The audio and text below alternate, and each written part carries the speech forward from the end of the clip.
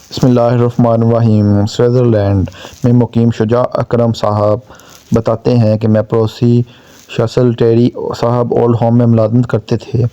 انتہائی خوش اخلاق اور مذہبی انسان ہیں۔ چند دن پہلے میرے پاس آئے اور مجھ سے پوچھا کہ آپ کب فارغ ہوتے ہیں، چونکہ وہ انتہائی ملنسار ہیں، لہٰذا جو ہی انہوں نے فارغ وقت کا پوچھا تو میں نے کہا حکم کریں۔ میری بات مکمل ہونے کے بعد انہوں نے مجھے اپنے ساتھ اولڈ ہوم چلنے کو کہا۔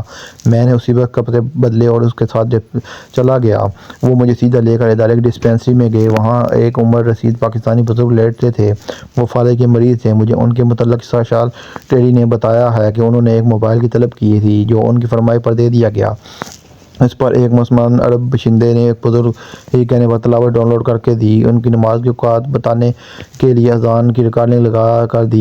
یہ سارا دن تلاوت سنتے رہتے ہیں، مگر جو ہی اذان ہوتی ہے یہ رونے لگتے ہیں۔ پوچھنے پر وہ جب بتاتے ہیں وہ ہم سمجھ نہیں پاتے۔ آپ ان سے ان کی مادری زبان میں پوچھ کر بتائیں کہ کیا ہے ان کو کسی مذہب وجوہات کی بنا پر کسی پریشانی کا سامنا ہے، کسی کے کوئی تکلیف پہنچائی ہے یا ان کے ہماری طرف سے کسی کمی کوتاہی کی شکایت ہے۔ سیٹرڈے کی ایک مسلمان کے لیے انتہائی فکر مندی دیکھ کر میرا دل خواہش ہوئی کہ کاش یہ شخص مسلمان ہوتا ہے۔ میں نے پہلے اپنے ہی ہم وطن سے سوئٹزرلینڈ کی مقامی زبان میں پوچھا، وجہ انہوں نے بتانا شروع کیا، مگر میں لاکھ کوششوں کے بعد ان کی بات نہ سمجھ سکا۔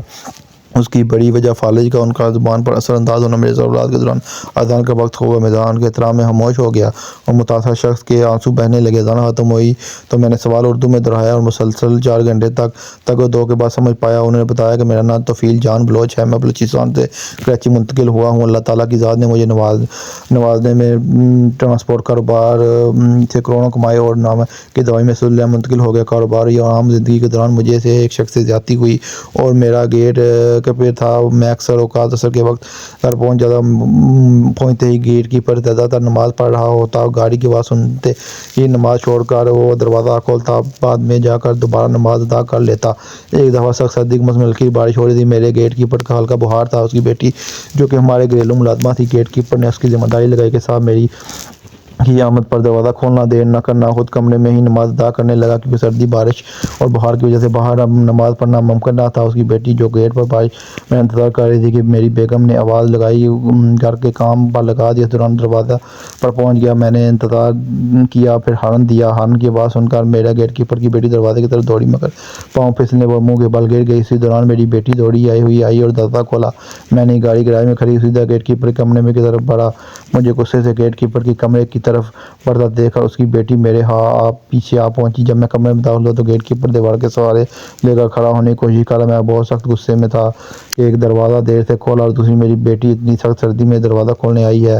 میں نے جا کر گیٹ کیپر کے دھکا دینا شروع کر دیا۔ اس کی بیٹی بیچ میں آئی تو اس نے بھی دھکا دیا، تھپڑ مارے۔ گیٹ کیپر نے اپنی صفائی دی۔ مجھے سمجھ آیا کہ وہ ہمارے اندر نماز پڑھنے لگا اور بیٹی کی ذمہ داری لگائی۔ سامنے کھڑی رہوں، جو ہی صاحب کی گاڑی آئی دروازہ کھولا، مگر اتنی دیر میں بیگم صاحب نے اندر سے بلا لیا۔ دروازہ کھولنے میں دیر ہو گئی، مگر میں ان کی کوئی صفائی نہ سن سکی اور بنا ان کی تنہا بھی ادا کیے ان کو ملازمت فارغ کرتے ہوئے اب تمہارے پاس نماز پڑھنے کے لیے صحت تھی مگر دروازہ کھولنے کے لیے نہیں۔ میرا گیٹ کیپر اکثر اوقات مجھے نماز کے فرض برکت سمجھاتا رہتا تھا۔ آج اس نے کہا تھا کہ ایک سجدے کے بدلے 100 نوکریاں قربان، اپنے سامان اٹھا کر چل دیا۔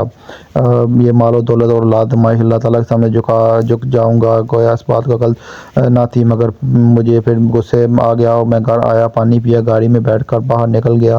راستے میں ان دونوں باپ بیٹی کو دیکھا، گاڑی سے ٹکر ماری اور آگے بڑھ گیا۔